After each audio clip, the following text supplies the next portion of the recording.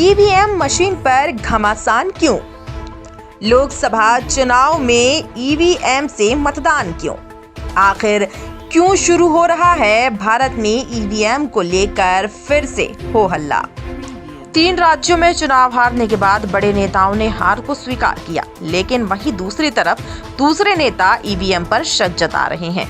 ये कोई पहली बार नहीं है जब ऐसा हो रहा है। जो पार्टी चुनाव हारती है उसे ईवीएम पर शक होता है और वो बैलेट पेपर पर वापस जाने की मांग करने लगती है।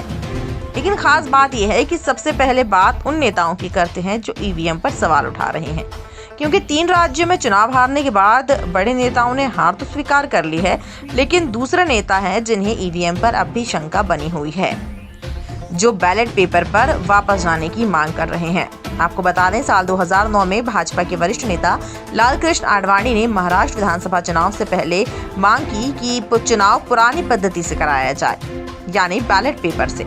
2009 वो साल था जब भाजपा लगातार दूसरी बार लोकसभा चुनाव हारी थी।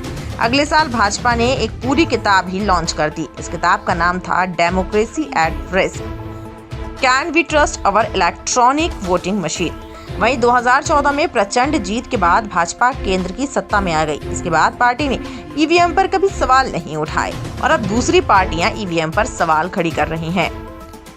जैसे कि आपको पता है कि 3 दिसंबर को 4 राज्यों में परिणाम आने के बाद कांग्रेस नेता डॉक्टर उदित राज ने कहा कि जरूर ईवीएम में कुछ हुआ है, वरना ऐसे नतीजे की उम्मीद नहीं थी। फिर इसी तरह समाजवादी पार्टी के अखिलेश यादव का भी बयान सामने आया।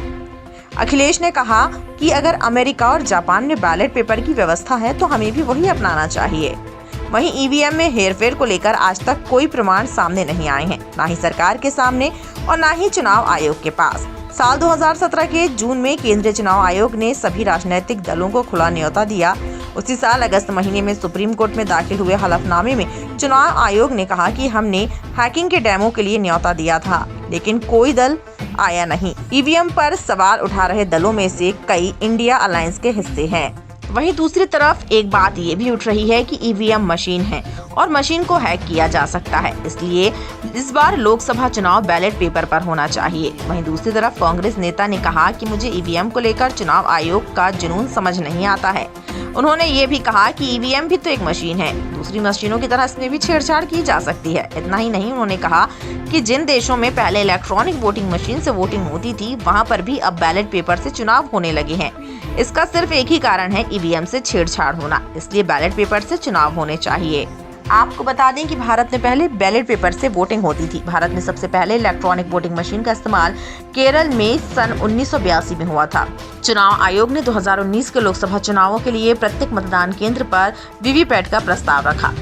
ये पहली बार नहीं है, इसके पहले भी कई राजनीतिक, विपक्षी और सामाजिक लोगों द्वारा वोटिंग मशीन पर सवाल उठाए जा चुके हैं। ताजा मामला कर्नाटक विधानसभा चुनाव का है। पार्टी ने ईवीएम के इस्तेमाल पर नाराजगी जताई है। वहीं कांग्रेस ने 2019 लोकसभा चुनाव भी बैलेट पेपर से कराने की मांग की थी। लेकिन इस वक्त ये बड़ा सवाल है, जो न सिर्फ राजनीतिक पार्टियों द्वारा बल्कि आम लोगों द्वारा भी उठ रहा है कि आखिर जब बड़े बड़े देशों ने ईवीएम को बैन कर दिया है तो भारत में ईवीएम से वोटिंग क्यों हो रही है।